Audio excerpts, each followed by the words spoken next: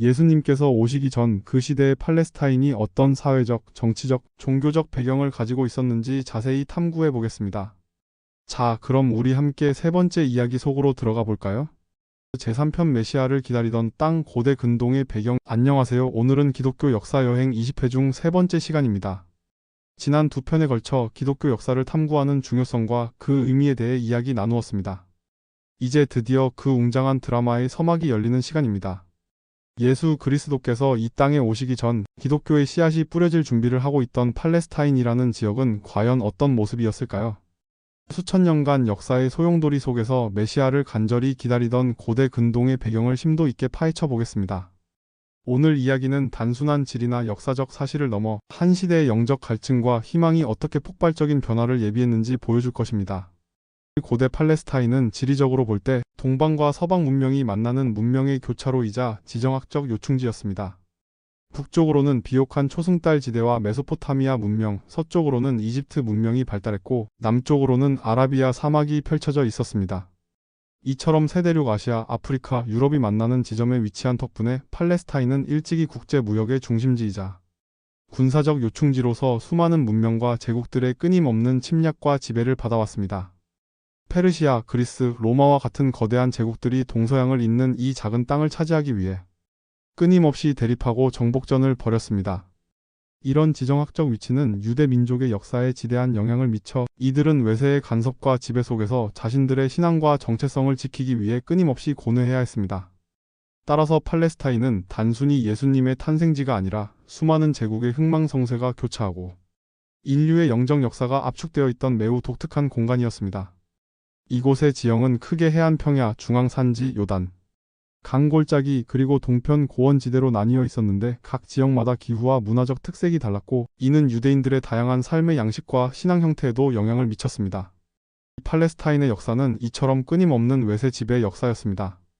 이집트의 노예 생활에서 해방된 이스라엘 민족이 가나안 땅에 정착한 이래 이들은 주변 강대국들의 그림자 속에서 살아야 했습니다. 바빌론 제국에 의해 예루살렘 성전이 파괴되고 많은 유대인들이 포로로 끌려갔던 바빌론. 유수는 유대 민족에게 잊을 수 없는 충격이자 깊은 영적 위기의 시간이었습니다. 이후 키루스 대왕의 페르시아 제국이 바빌론을 정복하며 유대인들은 고향으로 돌아와 성전을 재건했지만 페르시아의 지배는 계속되었습니다.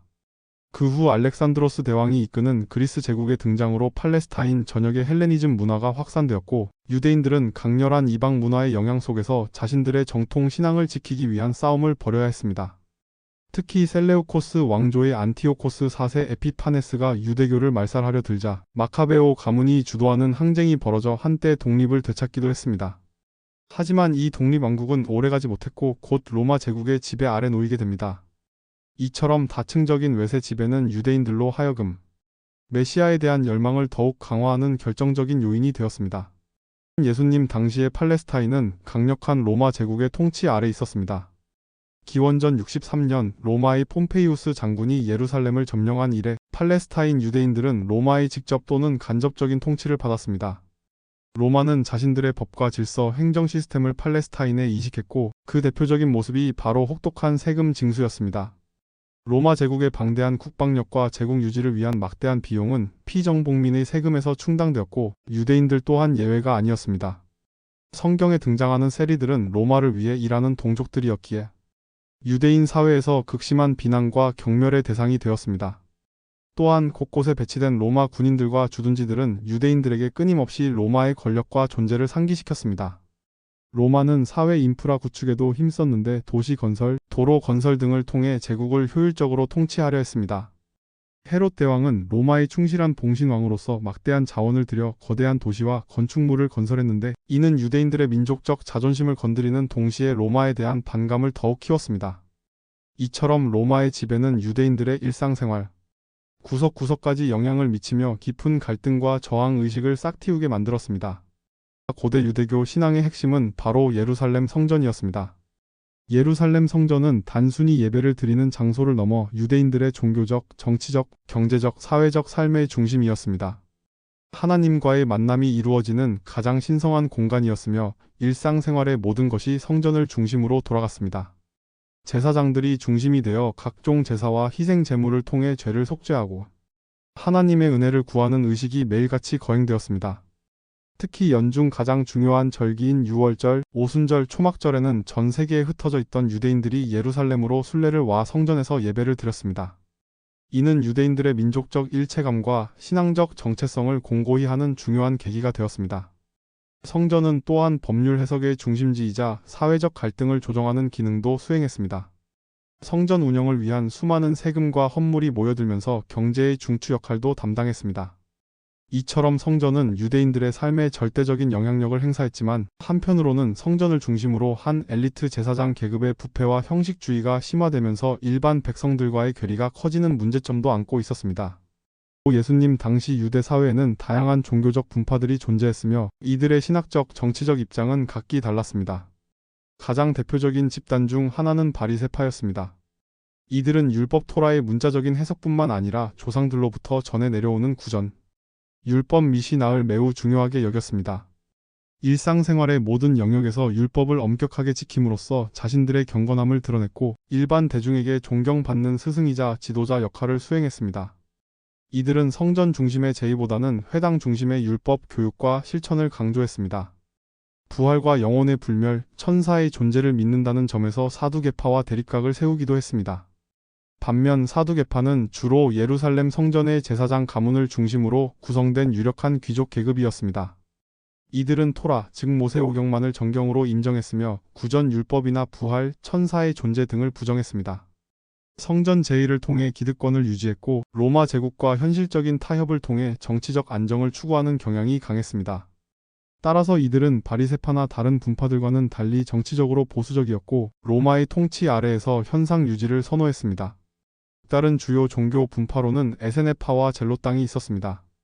에세네파는 당시의 유대 사회, 특히 예루살렘 성전 중심의 종교 체제를 비판하며 세상을 떠나 광야에서 공동체 생활을 했던 금욕적인 집단입니다. 이들은 세속적인 타락과 부패로부터 자신들을 분리하여 철저한 정결 의식과 공동, 식사, 성경 연구에 전념했습니다. 쿰란 공동체에서 발견된 사회 문서가 바로 에세네파의 유산으로 추정되고 있습니다. 그들은 임박한 종말을 믿었고 메시아의 도래를 기다리며 순수하고 경건한 삶을 추구했습니다. 반면 젤롯당은 극단적인 민족주의적 열정을 가진 정치적 저항 집단이었습니다. 이들은 로마 제국의 통치를 우상 숭배이자 하나님에 대한 모독으로 여겼으며 무력을 통해서라도 로마로부터 독립을 쟁취해야 한다고 주장했습니다. 세금을 내는 것조차 불경스러운 행위로 여겨 무력 항쟁을 서슴지 않았고 이는 로마와의 피할 수 없는 충돌로 이어져 유대전쟁 원인이 되기도 했습니다. 이처럼 예수님 당시의 유대교는 단일한 모습이 아니라 각기 다른 신학적, 정치적 입장을 가진 다양한 분파들이 공존하며 치열하게 경쟁하고 대립하는 매우 복잡하고 역동적인 상황이었습니다. 성전이 예루살렘 유대교 신앙의 중심이었다면 회당은 유대인들의 지역 사회생활과 율법 교육의 핵심 거점이었습니다. 특히 바빌론 유수 이후 성전이 없는 지역에서 유대인들이 신앙 공동체를 유지하는 데 중요한 역할을 했으며 예수님 당시에는 팔레스타인 전역에 수많은 회당이 존재했습니다. 회당에서는 매주 안식일마다 율법 토라를 낭독하고 해석하는 예배가 진행되었고 사람들은 율법에 대한 가르침을 통해 신앙을 배우고 민족적 정체성을 지켰습니다. 회당은 단순한 예배 장소를 넘어 교육, 재판, 사회적 교류가 이루어지는 지역 사회의 구심점이었습니다. 또한 전 세계에 흩어져 살던 디아스포라 유대인들에게도 회당은 공동체를 형성하고 신앙을 유지하는 데 결정적인 역할을 했습니다. 이들은 팔레스타인을 떠나 이집트 알렉산드리아, 소아시아의 여러 도시, 로마 등에 정착했지만 회당을 중심으로 유대인으로서의 삶과 신앙을 잊지 않았습니다. 이처럼 성전과 회당 그리고 디아스포라 공동체는 예수님 당시 유대인들의 신앙생활을 형성하는 중요한 축이었습니다. 파리처럼 불안정하고 다원화된 사회 속에서 유대인들의 마음속에는 메시아에 대한 깊은 갈망과 희망이 뿌리박혀 있었습니다. 수천 년 동안 이어진 예언자들의 메시지, 특히 이사야서, 미가서, 스가랴서 등 구약 성경에는 이스라엘을 구원할 메시아의 도래에 대한 수많은 약속들이 담겨 있었습니다. 이 메시아는 다윗 왕조의 후손으로 와서 이스라엘을 회복시키고 모든 백성을 정의와 평화의 왕국으로 인도할 것이라고 예언되었습니다. 또한 로마의 압제와 지배 속에서 고통받던 유대인들에게 메시아는 단순히 영적인 구원자만을 의미하지 않았습니다. 이들은 정치적인 해방과 독립을 가져다 줄 강력한 지도자를 메시아로 기대하는 경향이 강했습니다. 즉 메시아는 절망적인 현실을 뒤엎고 하나님의 통치를 이 땅에 실현해줄 초월적인 존재로 여겨졌던 것입니다. 이러한 메시아 대망 사상은 유대인들의 삶에 끊임없이 희망의 불씨를 지펴주며 어둡고 힘든 현실을 견디게 하는 강력한 정신적 지주가 되었습니다. 하지만 메시아에 대한 기대는 한 가지 모습이 아니었습니다.